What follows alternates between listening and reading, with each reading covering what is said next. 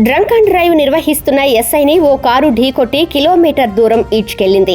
ఆదివారం సాయంత్రం రంగారెడ్డి జిల్లా యాచార మండల కేంద్రంలో బస్టాండ్ వద్ద సాగర్ రహదారిలో ఈ ఘటన జరిగింది.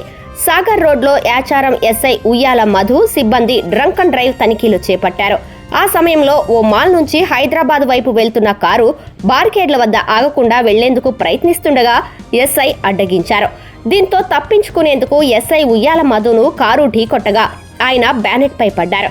అయినా కూడా కారు డ్రైవర్ ఆపకుండా అతివేగంగా హైదరాబాద్ వైపు వెళ్తూ యాచారం చౌరస్తాలో బైకును ఢీకొట్టింది. దీంతో బైక్ పై ఉన్న ఇద్దరు గాయపడ్డారు. ఎస్ఐ కూడా బానెట్ పై నుంచి జారి కింద పడ్డారు.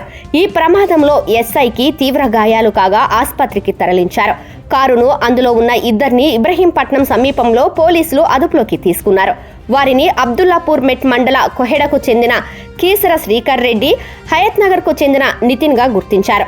నిందితులకు ఆల్కహాల్ టెస్ట్ చేయగా కారును నడిపిన కీసర శ్రీకర్ రెడ్డికి 135 mg ఆల్కహాల్ శాతం, నితిన్ కు 122 mg ఇచ్చినట్లు తెలిసింది. నిందితులపై హిట్ అండ్ రన్ కింద కేసు నమోదు చేశామని యాచారం సిఐ తెలిపారు.